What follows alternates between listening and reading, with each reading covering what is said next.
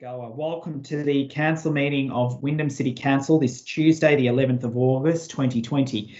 This meeting is being undertaken in line with the COVID-19 Omnibus Emergency Measures Act 2020, which provides for council to meet and is deemed to be open to the public if the meeting is streamed live on the internet. In the spirit of reconciliation, before we begin this meeting, I acknowledge the peoples of the Kulin Nation as the traditional owners of the land on which Wyndham is being built. We pay our respects to elders past, present and emerging. I will now proceed to read out the opening prayer and welcome. We pray for guidance in the council's decision making in order to achieve the best outcome for the people of Wyndham. I'd also like to welcome councillors and staff that are in attendance this evening. I also wish to note that staff, including the CEO, the Chief Executive Officer, will be on audio only for the duration of the OCM due to the online limitations and making sure that all councillors are visible. Okay, over to item number 2, apologies and requests for leave. Madam CEO, do we have any apologies or requests for leave? Thank you, Mr Mayor. We do have one apology this evening, and that's from Councillor John Gibbons. Thank you. Thank you, Mr Mayor. Thanks, Madam CEO. We'll now move to item number 3. Declaration by councillors of disclosure of any conflicts of interest or personal conflicting conflicts and any items on the agenda. Do I have any councillors? Councillor Marcus. Thank you, Mr Mayor. In the confidential agenda, item 13.1. Thank you very much, Councillor Marcus. Okay, we'll now move to item number 4, confirmation of minutes of the previous meeting. That the minutes of the ordinary council meeting held on Tuesday, the 7th of July 2020, as prepared and circulated, be confirmed. Do I have a mover? Councillor Marcus. Councillor Maynard is the seconder. Okay, we'll now proceed to a vote and I will now do a roll call of councillors in terms of that vote. Councillor Hooper. Yes. Which way are you voting? Yes. Yes, thank you. Okay, Councillor Khan. Yeah, supporting it. Thank you. Councillor Ahn. Yes, voting for it. I am also voting in favour. Councillor Barlow. Yes. Councillor Villagonzalo. Yes. Councillor Shaw. Yes. Councillor Maynard. For. Councillor Marcus. Voting in favour. Thank you. Passed unanimously.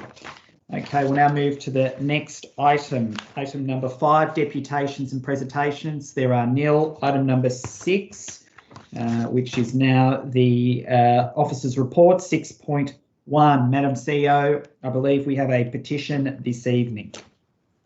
Thank you, Mr Mayor. Just for completeness, I do need to read the contents of the petition. It was received on the 5th of August 2020. It's a petition signed by 29 people addressed to the Mayor and councillors of Wyndham City Council. The petition states the cyberbullying and harassment and intimidation occurring on local Wyndham Facebook groups in the name of council elections, and request to take steps to prevent this, while also educating and making aware the community members and the public of its consequences, repercussions and mental health effects that these acts can have on an individual at the receiving end, not to mention the legal implications of those involved and the mental health effects of the victims. Residents of Wyndham and other areas have regularly witnessed and or participated in such extreme cyberbullying occurring on the Wyndham's council and state elections Facebook group, a group whose description starts with the statement, "Who's who in the zoo?" Posts and comments in this group seem to interrogate and ridicule election candidates publicly. Foul language, often offensive remarks and name calling is widely practiced, allowed and visible in this group. The members of the public and stakeholders have the right to ask questions to their candidates. The problem here is the mob mentality conduct, language and derogatory tactics used to continuously mock the candidates. It appears that a certain section has been ganging up against other sections of the community. So, Mr Mayor, this petition calls on Wyndham City Council to take steps to prevent cyberbullying, harassment and deliberate attempts of public mockery of individuals occurring on local Wyndham-focused Facebook groups. in the name of the Wyndham City Council elections. That council provide directives and public conduct awareness training to the admins and members of such Facebook groups that use the Wyndham Council and council elections. That council educate the admins and participants about cyberbullying, harassment and its legal implications, as well as the impact that these acts have on the mental health and mental state of individuals at the receiving end. So, Mr Mayor, again, just to clarify that we needed to read that out for completeness, given the way we're meeting tonight. So that was noted, and a report in response to this will be presented at the next meeting on the 18th of August 2020. Thank you, Mr Mayor. Thank you very much, Madam CEO. We'll now move to the next item, 6.2, strategic reports, nil. 6.3, policy and advocacy, also nil. 6.4. Mr Mayor, point of order, can we have a mover for the petition to be noted? So, Councillor Khan, the petition is simply noted. You need a mover or you not need a mover? No, that we don't need a mover. Thank you. 6.4.1, the planning scheme amendment, C228, 315 Boardwalk Boulevard, Point Cook. The report is on pages 8 to 14. The recommendation is on page 8, with the attachments on page 15 to 68. Do I have a mover for the item, please? Councillor Khan, do I have a seconder? Councillor Arndt. Councillor Khan, do you wish to speak to the item? Yes, Mr Mayor. Look, You have thank 5 you very minutes. much giving opportunity, Mr Mayor, on this item. I have seen the site is in a Point Cook and consists with a planning scheme. And if you look at the report, has been done great with council officers. And this matter has been started since 2018, and the council resolved this matter. Now, Mr Mayor, is a planning scheme under the farming rezoning zone 1 to the residential growth zone 1, which is this area is very close to the public transport and others such as town centres, shopping centres, schools.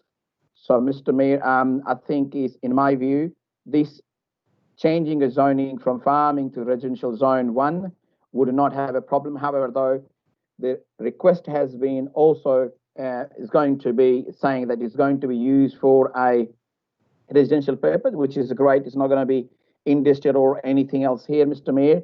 Now, other thing is it's also going to apply on this zoning when we're changing farming zone 1 to residential zone 1. It's going to have some overlays, which is consistent with the Wyndham Planning Local Scheme, which is Wyndham Planning Scheme.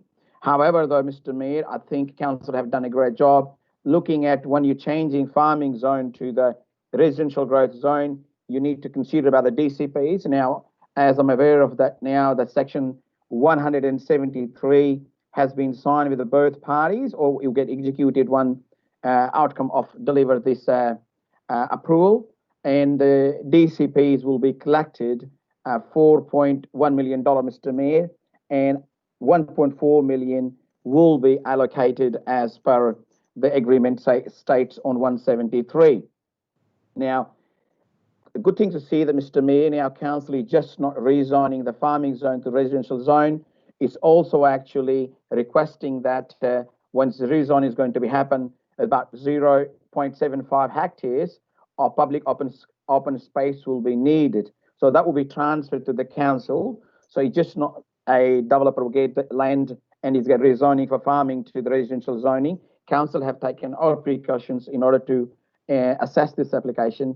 And I see, Mr Mayor, that during the discussions when we're changing from farming zone to residential zone, there has been some request or views about that whether there's an opportunity for a community laser center or a swimming pool for the Point Cook, because it's a Point Cook people